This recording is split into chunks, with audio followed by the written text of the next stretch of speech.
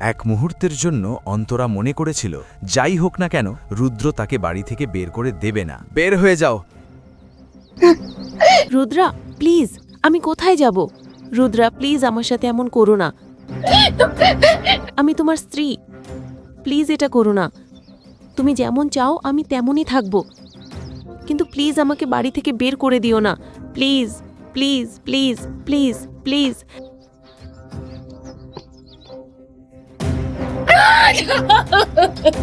এখন আমি কোথায় যাব?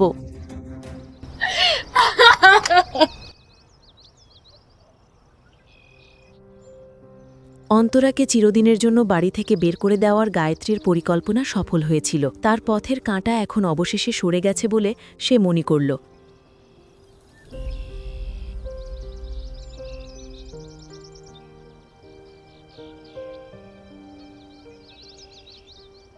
কিছুক্ষণ পর একটি গাড়ির হর্ন অন্তরা, রুদ্রা এবং মধুর দৃষ্টি আকর্ষণ করল।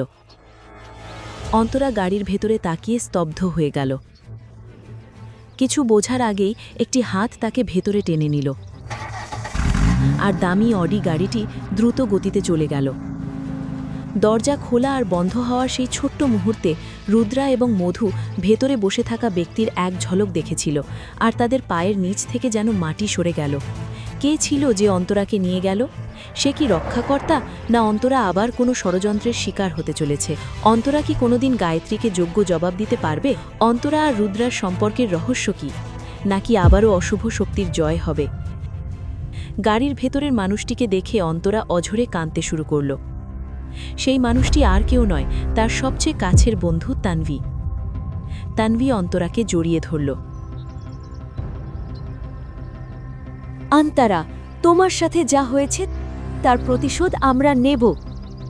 আমার একটা প্ল্যান আছে, কিন্তু আগে তোমাকে সবকিছু বলতে হবে। অন্তরার চোখ, যা সবসময় ঝলমল করত, এখন কাঁদতে কাঁদতে ফুলে গেছে। তার মুখে যন্ত্রণা স্পষ্ট দেখা যাচ্ছিল। কয়েকদিন আগে কিভাবে তার জীবনে ঝড় নেমে এসেছিল তা সে মনে করতে শুরু করল।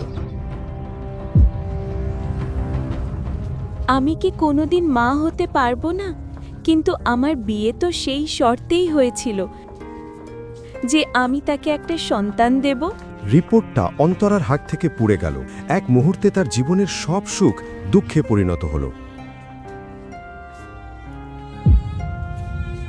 আমি আগেই জানতাম সমস্যা তোমার মধ্যেই।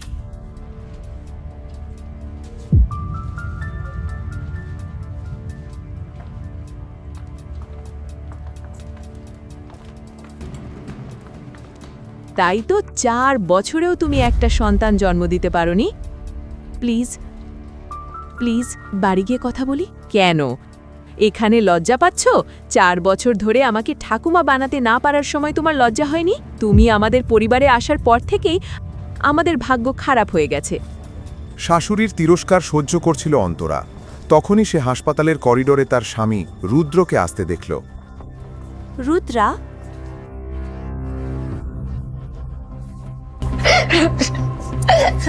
রুদ্র অন্তরাকে ধাক্কা দিয়ে সরিয়ে দিল।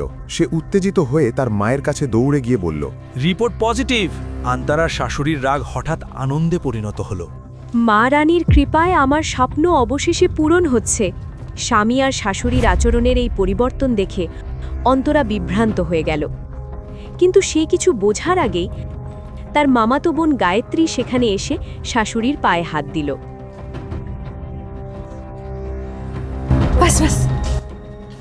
আশীর্বাদ রইল মা, দীর্ঘায়ু হও। তোমার জন্যই আমার স্বপ্ন পূরণ হতে যাচ্ছে। আমি নিশ্চিত তোমার গর্ভই রুদ্রের বংশ এগিয়ে নিয়ে যাবে। অন্তরার উপর যেন বজ্রপাত হলো। সে বিশ্বাসই করতে পারছিল না যে তার নিজের বোনের মতো মানুষটাই তার সংসার ভেঙে দিয়েছে।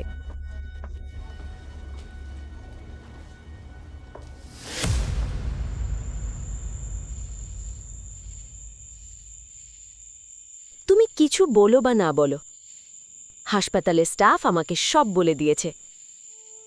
তোমার শ্বশুরবাড়ির লোকেরা নিজেদের কি ভাবে? চলো আমরা এক্ষুনি থানায় যাই।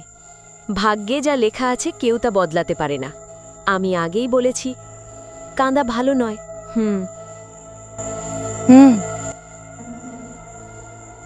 হয়তো তাই আমি এই অবস্থায় আছি।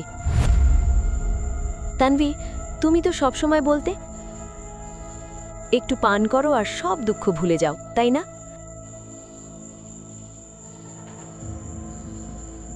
আজ আমি আমার সব দুঃখ ডুবিয়ে দিতে চাই। চলো।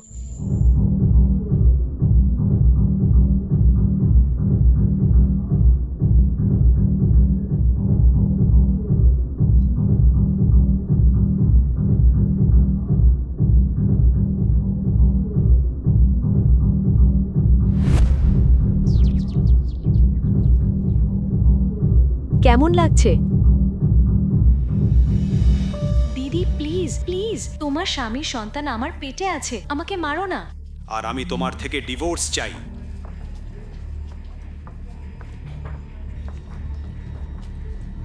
তুমি কি করছো? কতটা খাবে তুমি? Waiter, waiter.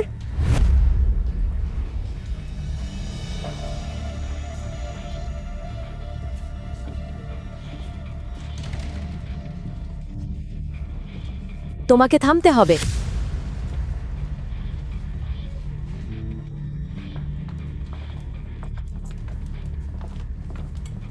ওকে রুম নাম্বার 607-এ নিয়ে যাও। Room number 607? কিন্তু ওটা তো...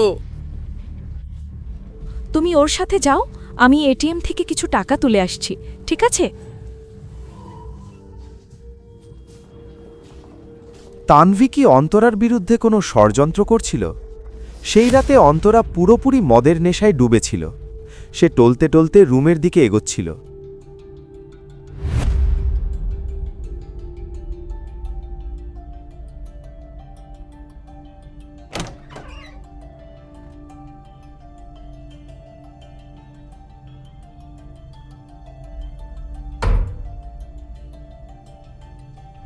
সম্পূর্ণ নেশাগ্রস্ত অবস্থায় তানভি যে রুমের কথা বলেছিল সেখানে পৌঁছে অন্তরা অদ্ভুত কিছু অনুভব করল।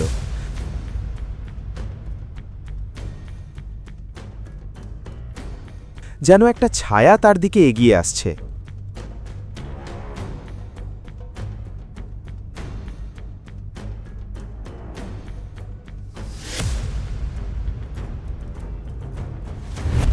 মনে হচ্ছিল সে ছাড়াও রুমে আর কেউ আছে।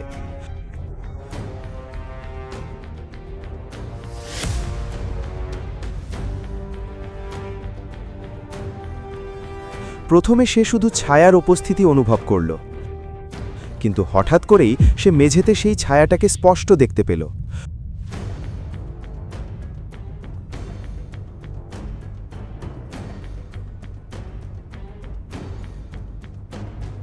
ভয়ে আর আতঙ্কে অন্তরা জ্ঞান হারিয়ে অজ্ঞান হয়ে গেল।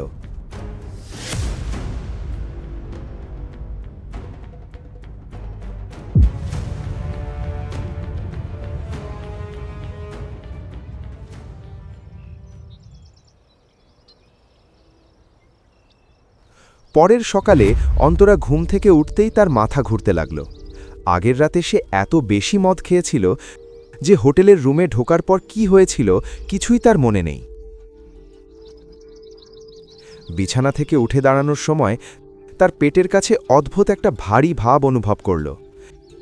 নিজের ফোলা পেট দেখে অন্তরার উদ্বেগ বেড়ে গেল।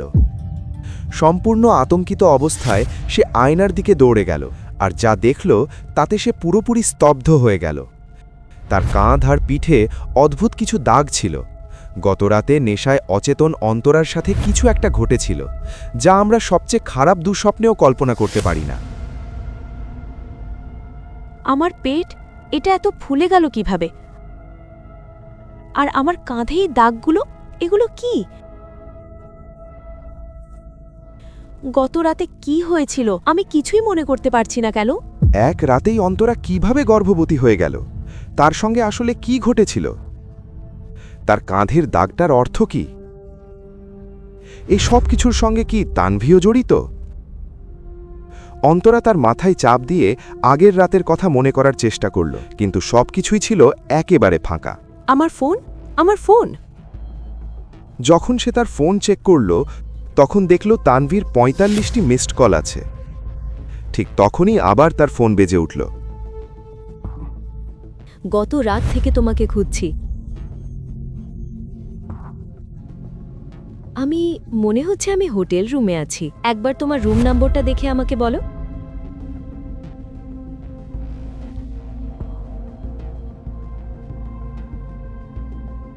ছয় 07।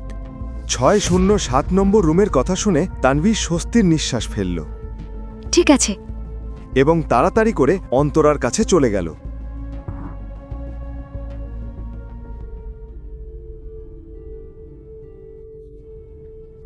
তোমার এই অবস্থা কিভাবে হলো? আর তোমার পেট এতটা ফুলে গেল কিভাবে? আমাদের এখনই ডাক্তারের কাছে যেতে হবে।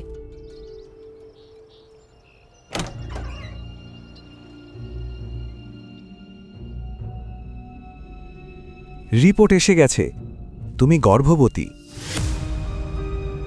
একদিকে অন্তরা অবাক হয়ে গেল, সে হঠাৎ কিভাবে 7 মাসের গর্ভবতী হয়ে গেল, তাও আবার কেউ তাকে স্পর্শ না করেই। অন্যদিকে গর্ভাবস্থার খবর নিশ্চিত হতেই তানভী খুব খুশি হয়ে গেল। প্লিজ তানভী, আমাকে বলো গত রাতে আমার সঙ্গে কি হয়েছিল। আমি সব বলবো আন্তারা, কিন্তু আমার একটা শর্ত আছে। কি শর্ত? তানভীর শর্ত শুনে অন্তরা বলল, তুমি কি বলছো তানভী? তুমি হয়তো আমাকে গতরাতে সত্যিটা বলবে না, কিন্তু আমি তোমার এই শর্ত মেনে নিতে পারবো না। কি সেই শর্ত? তানভী ভাবছিল অন্তরা কি আদৌ গতরাতের সত্যটা জানতে পারবে, যেখানে অন্তরা গতরাতের সত্য জানার চেষ্টা করছিল। অন্যদিকে রুদ্র হাসপাতালে গায়ত্রীর চেক আপ করাচ্ছিল, আর গায়ত্রী আগের মতোই নতুন নাটক শুরু করেছিল। সব কিছু ঠিক আছে, তবে ওনাকে একদিন পর্যবেক্ষণে রাখতে হবে। ধন্যবাদ। আমাদের বাচ্চার যদি কিছু হয়ে যায় তাহলে আমি বাঁচতে পারবো না। না না, একদম চিন্তা করো না। আমার উপস্থিতিতে আন্তারা বা অন্য কেউ আমাদের বাচ্চার কোনো ক্ষতি করতে পারবে না। তোমার কোনো চিন্তা করার দরকার নেই। আমি তোমার সঙ্গে থাকব এবং তোমার যত্ন নেব। আমি তোমার জন্য জুস নিয়ে আসছি, ঠিক আছে?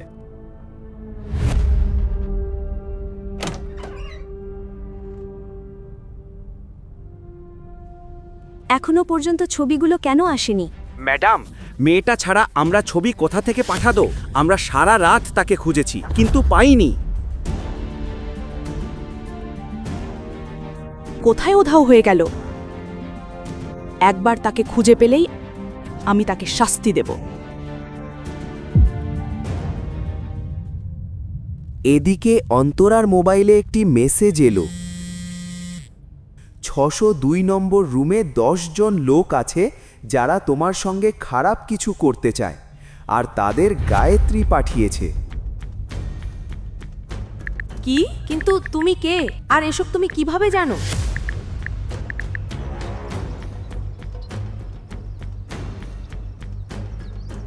আমি সেই ব্যক্তি যে গতরাতে তোমার সঙ্গে ছিলাম।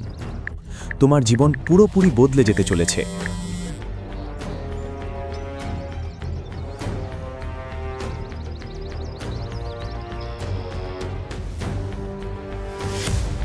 তুমি কি জানো গতরাতে আমার সঙ্গে কি হয়েছিল, আর কিভাবে আমি এক রাতেই 7 মাসের গর্ভবতী হয়ে গেলাম?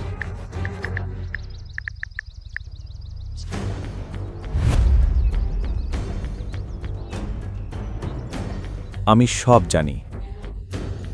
গতরাতেই আমি তোমাকে সব বলেছিলাম। তুমি যদি এর জন্য প্রস্তুত থাকো তাহলে আমাকে কল করো। শান্তভাবে ভেবে দেখো, সিদ্ধান্ত তোমার।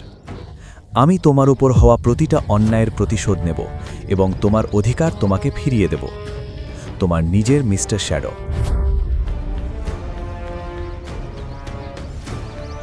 শেষ পর্যন্তই মিস্টার শ্যাডোকে? আর গতরাতে কি হয়েছিল আমি কিছুই কেন মনে করতে পারছি না? এই সব প্রশ্নের উত্তর শুধু মিস্টার শ্যাডোই দিতে পারে। ভয় আর উৎকণ্ঠায় অন্তরা অবশেষে মিস্টার শ্যাডোকে ফোন করল।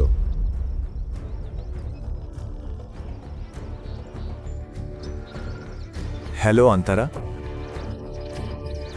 আমি জানতাম তুমি ফোন করবে। বলো, তুমি কি সিদ্ধান্ত নিয়েছো? তুমি কে? আর তুমি আমার থেকে কি চাও? আমার সঙ্গে যা হয়েছে তার প্রতিশোধ নিতে তুমি কেন চাও? আমি তোমার বন্ধু না শত্রু তার সময়ই বলবে, কিন্তু একটা কথা মনে রেখো, এই মুহূর্তে তোমার প্রতিটা শত্রুই আমার শত্রু। যতক্ষণ না আমি তোমার উপর হওয়া অন্যায়ের প্রতিশোধ নিচ্ছি। কে এই মিস্টার শ্যাডো, আর অন্তরার কাছ থেকে সে আর কি চায়? অন্তরার ওপর হওয়া অন্যায়ের প্রতিশোধ সে কেন নিতে চায়? সেই রাতেই আসলে অন্তরার সঙ্গে কি ঘটেছিল? কিভাবে অন্তরা একদিনেই 7 মাসের গর্ভবতী হয়ে গেল? তার কাঁধের দাগের মানে কি? তানভীও কি এই সব কিছুর সঙ্গে জড়িত? আর সে কি শর্ত দিয়েছিল অন্তরাকে? অন্তরার জীবনে এরপর কি হতে চলেছে? হ্যালো অন্তরা, আমি জানি 5 লাখ টাকা খুব কম। হ্যাঁ, কিন্তু খুব তাড়াতাড়ি আমি ওই অ্যাকাউন্টে আরও টাকা জমা করব। মিস্টার শ্যাডো, তুমি যেই হও না কেন, আমার সম্পর্কে দুটো বিষয় পরিষ্কার করে বুঝে নাও। প্রথমত, আমি গত রাতে নেশাগ্রস্ত ছিলাম এবং আমাদের মধ্যে যা কিছু হয়েছে তা একটা ভুল। আর দ্বিতীয় বিষয় হলো, আমার কাছে টাকা না থাকলেও আমার বিবেক এখনো মরে যায়নি। আমাকে সাহায্য করতে যাওয়ার জন্য ধন্যবাদ, কিন্তু আমি তোমার টাকা চাই না। অন্তরা, আমি তোমাকে সিদ্ধান্ত নেওয়ার আগে ভালো করে ভাবতে বলেছিলাম। আর তুমি এত তাড়াহুড়ো করে এটা কেন করছো? হ্যাঁ, আমি ভেবে নিয়েছি। আর যদি তুমি ভেবে নিয়ে থাকো, তাহলে আমাকে এতটা প্রত্যাখ্যান কেন করছো? তুমি এত অস্থির হয়ে যাচ্ছ কেন? একটা কথা বলো, আমি তোমাকে বলেছিলাম যে আমি তোমাকে তোমার নিজের থেকেও বেশি জানি। আমি বলেছি আমি তোমার টাকা চাই না। অন্তরা কলটি কেটে দিল। ঠিক তখনই তার ফোন বেজে উঠল, কিন্তু সেটা ছিল একটি ল্যান্ডলাইন নম্বর। অন্তরা কলটি রিসিভ করল। মিসেস অন্তরা, আপনার মামাকে আমাদের হাসপাতালে ভর্তি করা হয়েছে। তিনি খুবই গুরুতর অবস্থায় আছেন, আপনি দ্রুত হাসপাতালে চলে আসুন। এটা শুনে অন্তরার চোখ বিস্ময়ে বড় হয়ে গেল। লাইফ কেয়ার হসপিটালের গেটের সামনে একটি অটোরিকশা এসে থামল। অন্তরা ভাড়া মিটিয়ে সে দৌড়ে হাসপাতালের ভিতরে ঢুকে গেল।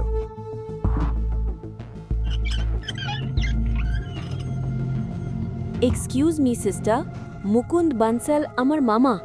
ওনার কি হয়েছে? হ্যাঁ, তিনি সকালে চেকআপের জন্য এসেছিলেন, তারপর একটা ফোন পান। হঠাৎই তার রক্তচাপ কমে যায়, তিনি এখন আইসিইউতে আছেন। এটা শুনে অন্তরা খুব নার্ভাস হয়ে পড়ল। মুকুন্দ বনসল ছিলেন গায়ত্রীর বাবা এবং অন্তরার বড় মামা। তিনি আগে হার্ট অ্যাটাক করেছিলেন, আর তিনি ছোটবেলা থেকে অন্তরাকে মা বাবা দুজনের ভালোবাসা দিয়েছিলেন। অন্তরার চোখে জল এসে গেল। তখনই আইসিইউর ডাক্তার বাইরে এলেন। ডক্টর, ডক্টর, আমি অন্তরা। মুকুন্দ বনসাল আমার মামা। উনি কি ঠিক আছেন?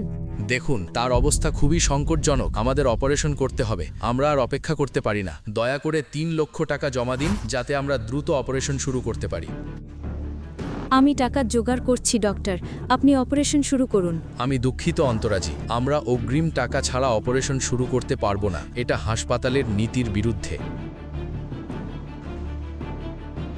অন্তরার কাছে এত টাকা ছিল না, তাই সে নিজের আত্মসম্মান ত্যাগ করে রুদ্রার নম্বরে কল করল। হ্যালো রুদ্রা, আজ সকালে তুমি যখন আমার কল কেটে দিয়েছিলে, তখন আমি ভেবেছিলাম তুমি আর কখনো আমার সাথে কথা বলবে না। বুঝতে পারছি, মনে হচ্ছে আমার থেকেও বেশি তুমি ডিভোর্স পাওয়ার জন্য আগ্রহী হয়ে উঠেছ। রুদ্রার বিদ্রূপ উপেক্ষা করে অন্তরা বলল, রুদ্র, তুমি কি আমাকে 3 লাখ টাকা দিতে পারবে? তোমার লোভের কোনো সীমা নেই। গতকালই আমি তোমাকে একটা চেক দিয়েছিলাম, আর আজ আবার তুমি আমার কাছ থেকে টাকা চাইছো। আর যখন গতকাল আমি বলেছিলাম তুমি আমাকে শুধু টাকার জন্য বিয়ে করেছো, তখন অতি সাবিত্রী হয়ে গিয়েছিলে। রুদ্র, তুমি মনে করো যে আমি তোমার কাছে ভিক্ষা চাইছি? দয়া করে আমাকে একবার সাহায্য করো। মিসেস আহুজা, যা কিছু করার আছে দয়া করে তাড়াতাড়ি করুন, রোগীর হাতে খুব বেশি সময় নেই। আমি আর কখনো তোমার কাছে কিছু চাইবো না, শুধু আমাকে 3 লাখ টাকা দাও। এই নাটকটা এখন বন্ধ করো। রুদ্র কোথায়? তাকে ফোনটা দাও। তোমার সাথে কথা বলতে চায় না। রুদ্র নিজেই আমাকে তার ফোন দিয়েছে এবং বলেছে যে সে ডিভোর্স ছাড়া অন্য কোনো বিষয়ে তোমার সাথে কথা বলতে চায় না। তোমার কি কিছুই জানা নেই কি হচ্ছে? মামা হাসপাতালে অসুস্থ, আর তার চিকিৎসার জন্য তোমার টাকা দরকার, তাই তো? দয়া করে রুদ্রকে বলো আমাকে 3 লাখ টাকা দিতে। আমি প্রতিশ্রুতি দিচ্ছি আমি ধীরে ধীরে তোমাদের সব টাকা ফেরত দেব। ভালো করে শুনে নাও, রুদ্র যদি নিজে থেকে তোমাকে টাকা দিতেও রাজি হতো তবুও আমি তাকে দিতাম না, কারণ আমি তোমার মামাকে মানে আমার সম্মানিত বাবাকে ফোন করে বলেছি যে তুমি অন্য একজন পুরুষের সাথে ছিলে, আর এটা শুনেই তিনি সরাসরি অপারেশন থিয়েটারে চলে গিয়েছিলেন। এটা বলেই গায়ত্রী নির্লজ্জভাবে হাসল এবং ফোন কেটে দিল। অন্যদিকে অন্তরা নিজের কানকে বিশ্বাস করতে পারছিল না। সে ভাবছিল একটা মেয়ে কিভাবে নিজের বাবার সাথে এমন করতে পারে। নিচে লেখা ছিল মিস্টার শ্যাডো। এটা পড়ে অন্তরা বেশি কিছু না ভেবেই সিদ্ধান্ত নিয়ে ফেলল।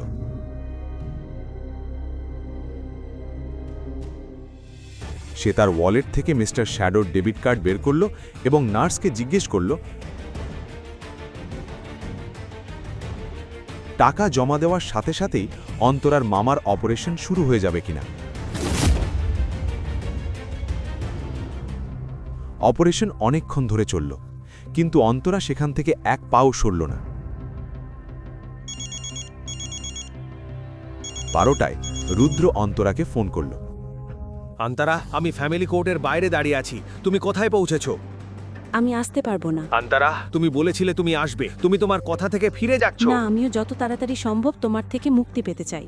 তাহলে দয়া করে এসো, আমার কাছে খুব বেশি সময় নেই। আর আমিও তোমার জন্য আমার সময় নষ্ট করতে চাই না রুদ্রা। মামার অপারেশন চলছে, তাই আমি আসতে পারছি না। উনি স্টেবল হলে আমি তোমাকে জানাবো।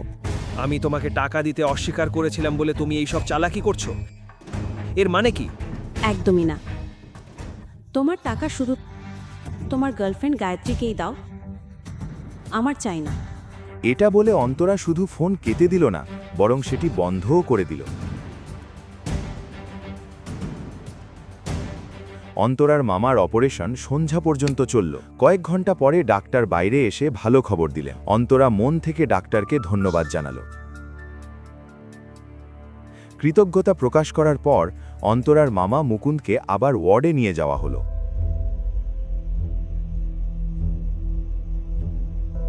মামা, চেতনা ফিরে পাওয়ার সাথে সাথেই তিনি সামনে অন্তরাকে দেখতে পেলেন। মেয়ে, আমাকে একবার বলো, গায়ত্রী যা বলেছে সব মিথ্যে। তুমি কিভাবে এমন বড় ভুল করতে পারলে আমার বাচ্চা?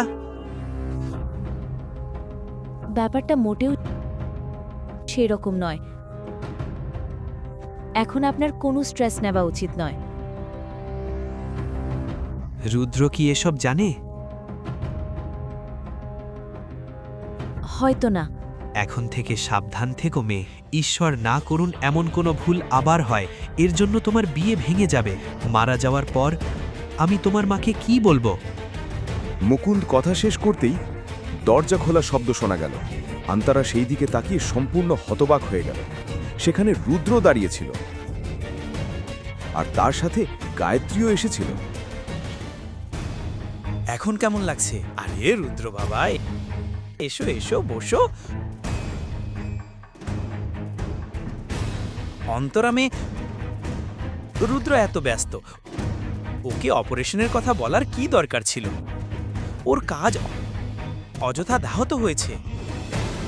মামা, অন্তরা আমাকে ফোন করেনি। আমি এখানে গায়ত্রীর জন্য এসেছি। গায়ত্রীর জন্য? মানে? বাবা, আপনার স্বাস্থ্যের খোঁজ নেওয়ার সাথে সাথে আমি আপনাকে আরেকটা কথা বলতেও চেয়েছিলাম, তাই আমরা দুজনেই এখানে এসেছি। এটা বলে গায়ত্রী শয়তানি দৃষ্টিতে অন্তরার দিকে তাকালো। যদি গায়ত্রী গত 48 ঘন্টায় যা যা হয়েছে সব মুকুন্দকে বলে দেয়, তাহলে তিনি বেঁচে থাকতে পারবেন না। এখন অন্তরা কি করবে? সে কি গায়ত্রীকে থামাতে পারবে, নাকি সে তার সেই মামা হারাবে যিনি তার মা বাবার মতো? আসলে বাবা, রুদ্র এখন শুধু আমার জামাই বাবু নয়, সে হলো একটা তার বসও। গায়ত্রী এখন রুদ্রর কোম্পানিতে কাজ করছে, আর রুদ্র তার কাজের খুব প্রশংসাও করে। আচ্ছা, এটা তো ভালো কথা। গায়ত্রীর পড়াশোনার জন্য আমরা যে কষ্ট করেছি তার ফল অবশেষে মিষ্টি হতে শুরু করেছে। আপাতত অন্তরা গায়ত্রীকে থামাতে পেরেছিল, কিন্তু কখন গায়ত্রী কিছু বলে ফেলবে তার কোনো নিশ্চয়তা ছিল না। আরে তোমরা সবাই দাঁড়িয়ে আছো কেন? বসো।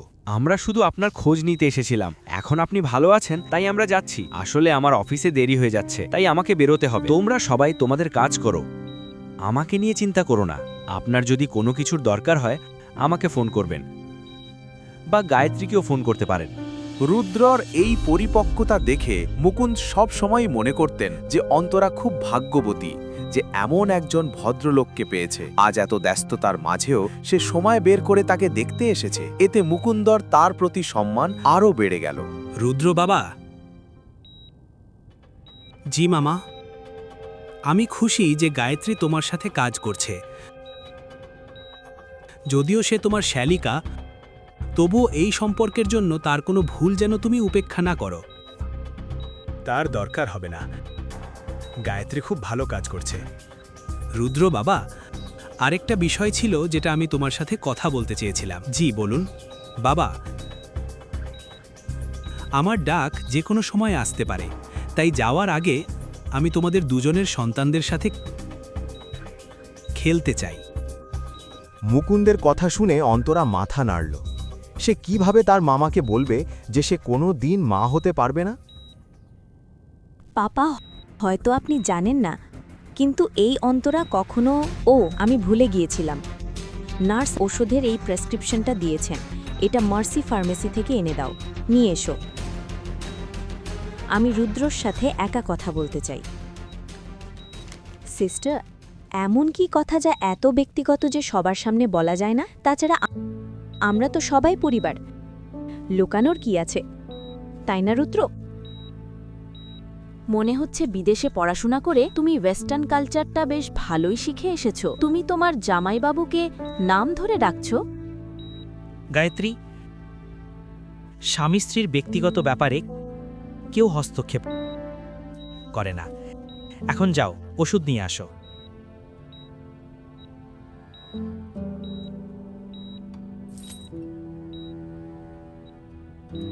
তোমার সাথে কথা আছে, তুমি কি বাইরে আসবে? আজ মামার অপারেশন হয়েছে, আর তুমি দেখেছ তার অবস্থা খুবই গুরুতর। ডাক্তার বলেছেন তাকে কোনো ধরনের স্ট্রেস দেওয়া যাবে না, না হলে তার অবস্থা আরও খারাপ হয়ে যেতে পারে, আর এবার তাকে বাঁচানো আরও কঠিন হবে। তাই আমাদের ডিভোর্সের ব্যাপারটা ওনার জানা উচিত নয়, না হলে তিনি এই ধাক্কা সহ্য করতে পারবেন না। তাকে কিছু বলো না। প্রথমত আমাকে স্ত্রীর মতো হুমকি দেওয়া বন্ধ করো। যদিও আইনগতভাবে আমাদের ডিভোর্স হয়নি, কিন্তু মন থেকে আমরা অনেক আগেই আলাদা হয়ে গেছি। আমরা 4 বছর একসাথে থাকার সময়ও তুমি আমাকে কখনো কোনো অধিকার দাওনি। তাহলে এখন আলাদা হয়ে যাওয়ার পর আমি তোমাকে কি আদেশ দেব রুদ্রা? আমাদের 4 বছরের বিবাহিত জীবনে আমি কখনো তোমার কাছে কিছু চাইনি, কিন্তু আজ আমি তোমার কাছে ভিক্ষা চাইছি। উনি যেন কিছুই জানতে না পারেন। তুমি ভাবছো আমার কথা শুনলে তুমি হেরে যাবে আর আমি জিতে যাব? এটা জেতা হারার ব্যাপার নয় রুদ্রা, এটা কারো জীবনের প্রশ্ন। উনি আমার মামা, কিন্তু গায়ত্রীর বাবাও। আমার জন্য না হলেও অন্তত গায়ত্রীর জন্য এটা করো। ঠিক আছে, আমি গায়ত্রীর সাথে এই বিষয়ে কথা বলবো। এখন যদি তোমার কথা শেষ হয়ে থাকে, আমি কি যেতে পারি? আমার দেরি হয়ে যাচ্ছে। অন্তরা তাড়াতাড়ি তার মামার ওয়ার্ডে পৌঁছতে চাইল। তার ভয় ছিল গায়ত্রী আগে পৌঁছে গেলে সবকিছু বলে দেবে। হঠাৎ রুদ্র তার গলায় একটা দাগ লক্ষ্য করল। তোমার গলায় এই দাগটা কি? রুদ্র বুঝতে বেশি সময় নিল না এটা কেমন দাগ। এটা একটা দুর্ঘটনা ছিল রুদ্র, আর আমি তোমাকে কোনো ব্যাখ্যা দিতে বাধ্য নই। মামা ভালো হয়ে গেলে আমরা ডিভোর্সের প্রক্রিয়া সম্পূর্ণ করব। তারপর তোমাকে আমার মুখ দেখতে হবে না, আর আমাকেও তোমার মুখ দেখতে হবে না। এখন তোমার আর আমাকে প্রশ্ন করার কোনো অধিকার নেই। তুমি একটা জিনিস ভুলে যাচ্ছ, আমি এখনো তোমার স্বামী, এখনো ডিভোর্স হয়নি। বলো সে কে, না হলে আমি তোমাকে মেরে ফেলবো। আমার কোনো স্বামী নেই, আসলে কোনোদিনই ছিল না।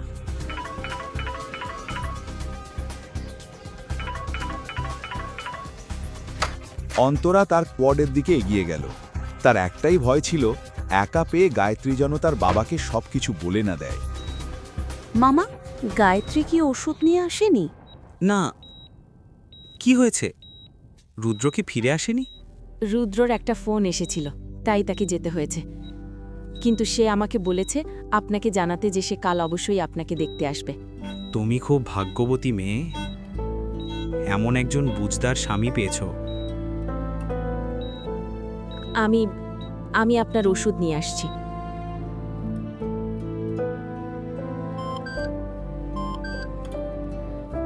আমি তোমার অ্যাকাউন্টে 5 লাখ টাকা ট্রান্সফার করেছি, একবার দেখে নাও। ফার্মাসিতে ওষুধের দাম দেখে অন্তরা বুঝতে পারল কেন গায়ত্রী সেগুলো কেনেনি। মাত্র 1 সপ্তাহের ওষুধের বিলি ছিল 25,000 টাকা।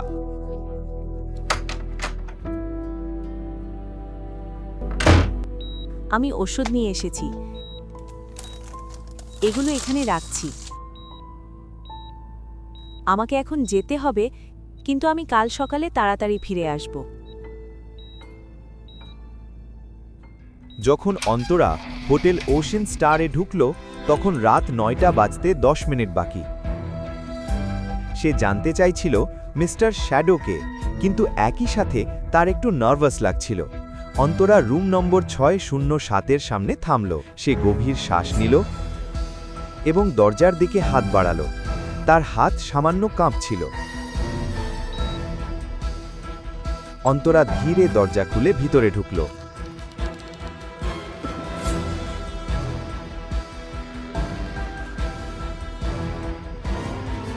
হ্যালো অন্তরা। ম্লান আলোতে অন্তরা দেখতে পেল জানালার কাছে একজন মানুষের ছায়া দাঁড়িয়ে আছে। অন্তরা কি জানতে পারবে মিস্টার শ্যাডোকে? সত্যি কি এমন কোনো মানুষ আছে, নাকি তার বিরুদ্ধে কোনো ষড়যন্ত্র করা হচ্ছে? তার হাতে একটি গ্লাস ছিল, সে সম্ভবত পান করছিল। ভিতরে আসো। অন্তরা ধীরে ধীরে মিস্টার শ্যাডোর দিকে এগোতে লাগল। তার হৃদয়ে জোরে ধুকপুক করছিল, কিন্তু সে এখনো জানত না লোকটা দেখতে কেমন। মিস্টার শ্যাডো, আমি কি একটা ড্রিঙ্ক নিতে পারি? জানো, আমি এই ওয়াইনটা বিশেষ করে তোমার জন্য ফ্রান্স থেকে এনেছি। আমি মদ খাই না। আমি আগের জন্য খুব দুঃখিত। তোমাকে কষ্ট দেওয়ার কোনো ইচ্ছে ছিল না। যদি তোমার কোনো ক্ষতি হয়ে থাকে, আমি তার ক্ষতিপূরণ দিতে প্রস্তুত। ঠিক আছে, তাহলে আমার রাগের ক্ষতিপূরণ কিভাবে দেবে মিসেস আন্তরা আহুজা? তুমি আমার পুরো নাম জানো? আমি তোমাকে তোমার নিজের থেকেও বেশি চিনি। অন্তরা অনুভব করল এই মানুষটার মধ্যে এক ধরনের অদ্ভুত আকর্ষণ আছে, যা তার মাথায় প্রভাব ফেলছে। সে একজন বিবাহিত নারী যে কখনো মা হতে পারবে না, আর সেই কারণেই তার শাশুড়ি ও স্বামী তাকে বাড়ি থেকে বের করে দিয়েছিল। কিন্তু অন্তরা বুঝতে পারছিল না কেন মিস্টার শ্যাডো তার জন্য এত টাকা খরচ করতে চাইছে। আমি কে? আমি কি করি? আমি কাকে বেছে নিই? এগুলো আমার ব্যক্তিগত বিষয়। এ নিয়ে তোমাকে কোনো ব্যাখ্যা দেওয়ার দরকার নেই। আমি দুঃখিত মিস্টার শ্যাডো। তাহলে আমরা কিসের অপেক্ষা করছি? এখন প্রেমের গান শুরু করা যাক।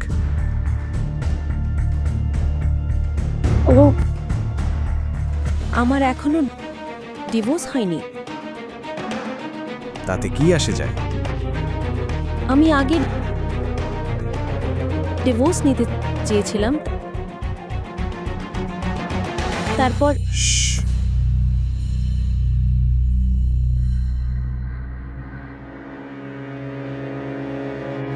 তুমি এখনো সেই অবিশ্বস্ত স্বামীর প্রতি অনুগত। সে তোমাকে তোমার নিজের কাজিনের সাথে প্রতারণা করেছে এবং একসাথে তোমাকে তোমার নিজের বাড়ি থেকে বের করে দিয়েছে।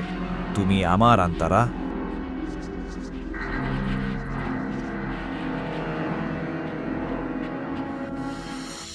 অন্তরা পুরোপুরি মিস্টার শ্যাডোর আকর্ষণ অনুভব করতে পারছিল। তার মনে হচ্ছিল মিস্টার শ্যাডোর শ্বাস প্রশ্বাসও দ্রুত হয়ে যাচ্ছে। অন্তত বলো, তুমি কে? সঠিক সময়ে এলে আমি সব বলবো।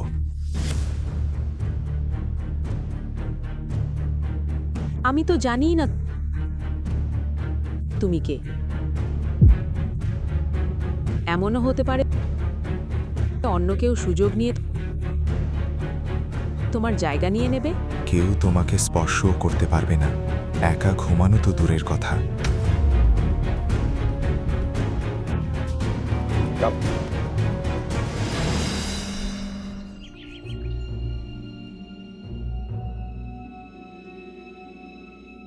আরেকটি উন্মত্ত রাত কেটে যাওয়ার পর সকালে যখন অন্তরা ঘুম থেকে উঠল, মিস্টার শ্যাডো রুমে ছিল না। তার গত রাতের ঘটনাগুলো মনে পড়ল। যদি সবটাই একটা স্বপ্ন হতো। ঠিক তখনই তানভি ঢুকল এবং বলল, মানে 2025 সালে কে আর টেক্সট মেসেজ পাঠায় বলো তো? আমার বাবা পর্যন্ত হোয়াটসঅ্যাপ ব্যবহার করেন। আচ্ছা, এসব ছেড়ে বলো, সে দেখতে কেমন? আমি জানি না, অন্ধকার ছিল তাই ঠিকমতো দেখতে পারিনি। অন্তত তার উচ্চতা আর গঠন তো। এটা শুনে আন্তারা মিস্টার শ্যাডোর শক্ত হাত আর প্রশস্ত বুকের কথা মনে করল। হ্যাঁ, লম্বা আর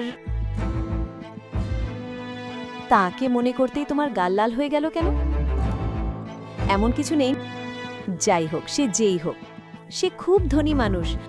মানে তুমি তার কাছ থেকে 10 লাখ টাকা পেয়েছো, তাও আবার এভাবে? আমি বলছি সে অবশ্যই তোমাকে পছন্দ করে। আমি বিবাহিত বন্ধু। হ্যাঁ, রুদ্রা কি তোমার কাছে জিজ্ঞেস করে গায়ত্রীর সাথে সম্পর্ক শুরু করেছিল?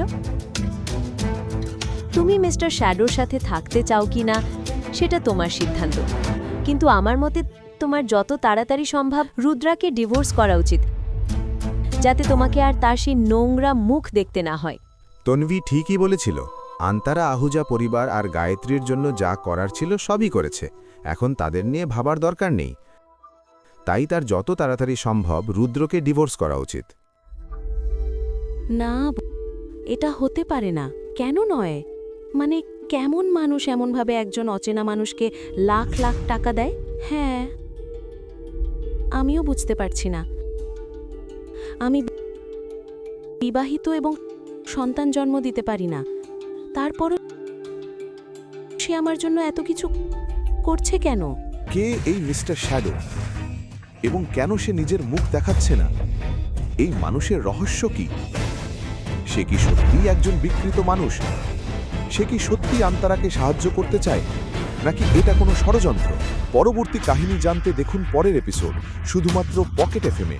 লিঙ্কটি বিবরণে দেওয়া আছে।